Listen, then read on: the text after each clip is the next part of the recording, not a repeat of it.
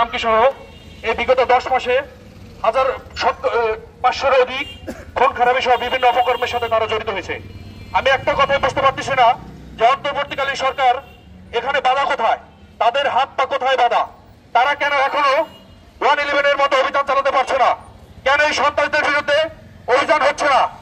কে BNP, কে জামাত, কে Islamic আন্দোলন, এটা দেখার বিষয় নয়। দল বুঝি না, মত বুঝি না, সন্ত্রাস যেখানে থাকবে তাকে কঠিনভাবে দমন করতে হবে। আমরা দেখতে পাই তারই ধারাবাহিকতায় শহরের বেশ কিছুদিন ধরে অবৈধ স্থানে বাস রাখা হয়েছে। বারবার ছাত্র প্রতিনিধি থেকে শুরু করে সুশীল সমাজ এর বিরুদ্ধে কথা বললেও তারা এখনো পর্যন্ত বহাল রয়েছে। তাদের এই কালো হাতের পিছনেও এই চাঁদাবাজির স্পষ্ট রয়েছে।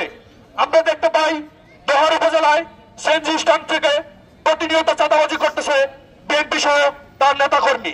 তাদেরকে হুঁশিয়ারি করে দিতে বলতে চাই, যদি চাঁদাবাজি করতে হয় তাহলে ভিক্ষা করুন, জয়পাড়া বাজার ব্রিজ আছে।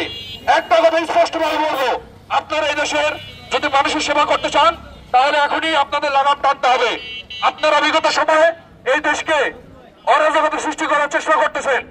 আর আরেকটা বিষয় বলবো, রাজনীতির অনেক মারপ্যাচ থাকতে পারে, আপনাদের উচিত এখনো এই অন্তর্বর্তীকালীন সরকারকে আইন শৃঙ্খলার বিষয়ে জোর করে প্রেসার ক্রিয়েট করা, কারণ আপনারা সেই নির্বাচন খেলায় পড়ে আছেন।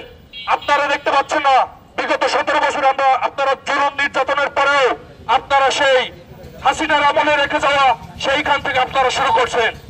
আরে ভাই, রাজনীতি করবেন তো কিসের রাজনীতি করবেন যদি আপনি চাঁদাবাজি বন্ধ করতে না পারেন? আপনাকে বলতে চাই, থানায় তদবির শুরু করে মামলা বাণিজ্য এগুলো অতি বিলম্বে বন্ধ করতে হবে।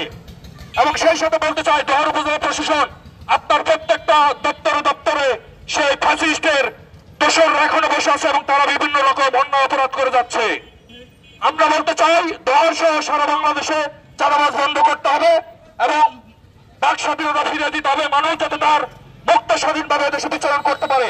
এবং পুলিশ প্রশাসনকে বলবো, আপনারা রাতে ঘুমিয়ে না থেকে অন ডিউটিতে থাকুন। ডাকাতদের ধরতে পারলে আইন পরে আগে তাদেরকে মানুষের হাতে প্রশ্ন করুন, আগে পিটিয়ে তারপর তাদেরকে আইনের হাতে প্রশ্ন করবো। আপনারা এই আইনের হাতে দিয়ে তাদেরকে মামাবাড়ি পাঠান।